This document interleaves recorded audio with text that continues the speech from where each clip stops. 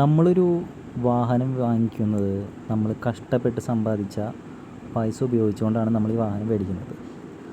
ആ വാഹനത്തിന് ഒരു റെഡ് സിഗ്നലിൽ വെച്ചിട്ട് നിർത്തിയിട്ടിരുന്ന വണ്ടിയുടെ പിന്നിൽ വണ്ടി ഇടിച്ചതിന് ശേഷം വളരെ മാന്യമായി പെരുമാറുകയും അവിടെ സൈഡിൽ നിന്ന് നല്ല മാന്യമായ പെരുമാറ്റമുള്ളത് കൊണ്ട് തന്നെ നമ്മൾ നല്ല രീതിയിൽ പെരുമാറുകയും അവിടെ നിന്ന് പോലീസ് സ്റ്റേഷനിലെത്തിയപ്പോൾ പുള്ളി യുവമോർച്ചയുടെ പത്തനംതിട്ട ജില്ലാ പ്രസിഡൻ്റാണെന്ന് പറയുകയും എന്ത് സഹായം വേണമെങ്കിലും എന്ത് കാര്യമാണെങ്കിലും വിളിച്ചാൽ മതി എന്ന് പറയുകയും കോൺടാക്റ്റ് നമ്പർ തരികയും ചെയ്തു.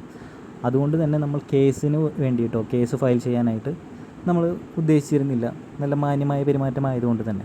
എന്നാൽ അതിനുശേഷം പോലീസ് സ്റ്റേഷനിൽ നിന്നും പോന്നതിന് ശേഷം ഫോൺ വിളിച്ചാൽ എടുക്കാതിരിക്കുകയും വളരെ അപമര്യാദമായ രീതിയിൽ ഫോൺ അറ്റൻഡ് ചെയ്യാതെ അവോയ്ഡ് ചെയ്യുന്ന രീതിയിലുള്ള പെരുമാറ്റവും നേരിടേണ്ടതായിട്ട് വന്നിരുന്നു.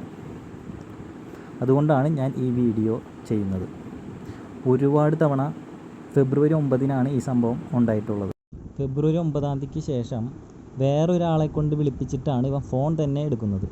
വളരെ മാന്യമായിട്ടുള്ള ഒരു രാഷ്ട്രീയ പ്രവർത്തകരാണെങ്കിൽ നമുക്ക് സംഭവിച്ചൊരു നഷ്ടത്തിൻ്റെ എമൗണ്ടെങ്കിലും തരാനായിട്ടുള്ളൊരു ഇത് കാണല്ലോ. അറ്റ്ലീസ്റ്റ് ഫോൺ എടുക്കാനായിട്ടുള്ളൊരു മര്യാദ പോലും കാണിക്കാത്തൊരു വ്യക്തിയാണ് ഈ ഫോട്ടോയിൽ കാണുന്ന ഒരു വ്യക്തി. ഒരു രാഷ്ട്രീയ പ്രവർത്തകനായിട്ട് പോലും ഫോൺ എടുക്കുകയും ഇല്ല. തിരിച്ച് ഇവൻ്റെ വണ്ടിയിലാണ് ഞാൻ ഇടിച്ചിരുന്നെങ്കിൽ എന്തായിരിക്കും ഇവൻ്റെ അഭിപ്രായം?